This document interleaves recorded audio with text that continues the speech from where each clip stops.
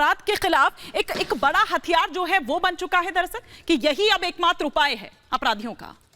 देखिए, सबसे पहले तो हमारे मित्र लोग कह रहे थे कि हमको जजमेंटल नहीं होना है, न्यायालय का नहीं लेना है, और खुद ही सब जजमेंटल और न्याय कर रहे हैं कि पहले ही फैसला दे रहे हैं कि जो कुछ भी हो रहा है गलत हो रहा है। ये अभी जो मैं सुन रहा था दानिश कुरैशी और बाकी लोगों का, देखिए इसमें 4 बातें हैं, उसको ध्यान रखिए।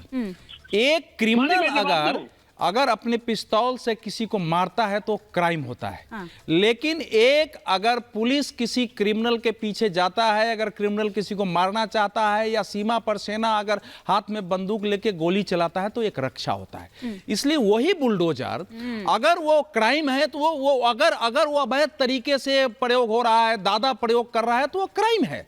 लेकिन अगर समाज में कोई भय है, पहले से हुआ क्राइम है, और कोई ऐसा सेंटर जो केंद्र बना हुआ है भय का, अगर वो बुलडोजर कानून की ताकत से जाके उसको ध्वस्त होता है, तो फिर कानून की उससे महिमा स्थापित होती है। ये बातें ध्यान रख रहे हैं। अब सुन लीजिए, अरे भाई आप बोल रहे दीजिए दानिश जी, आप जरा सुन लीजिए। मैं आऊंगी, क्योंकि आपने यहाँ नहीं कहा कि टारगेट कर रहे हैं। मैं आऊंगी सर उसी सवाल के साथ, लेकिन एक बार कंप्लीट करने पूरी कर लेने दीजिए। जो तीसरी बात इसमें है, आपने ये कहा कि भाई क्या बाकी राज्यों को भी यही लग रहा है?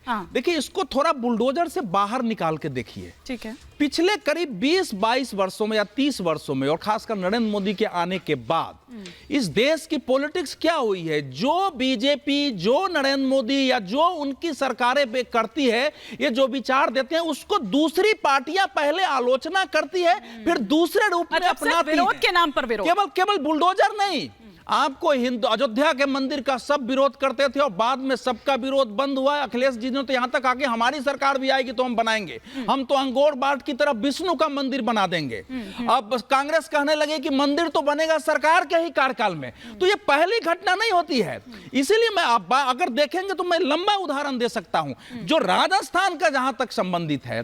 देखिए, इस समय देश में मैसेज ये गया है कि योगी आदित्यनाथ केवल भारत में नहीं, भारत के बाहर भी भारतवंशियों में, क्योंकि 15 अगस्त को अमेरिका में जो निकाले गए भारतवंशियों ने निकाला था रूट मार्च, उसमें भी बुलडोजर को लेकर खड़ा कर दिया था वहां। उस पर भी बड़ा हंगामा हुआ। तो सबको लगा है कि भाई ये जो कानून व्यवस्था का मामला है धाक का, ये उसके जिताने का प्रमुख कारण रहा है।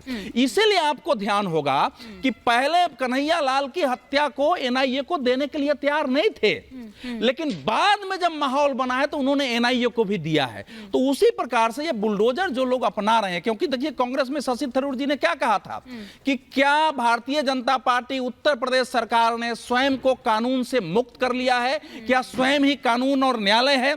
अखिलेश जी ने क्या कहा था कि अब अजायब घर में ले जाकर रख दो इंसाफ की तराजू को और कर दो ऐलान, हुक्मरानों ने ही लिया है कानून हाथों में।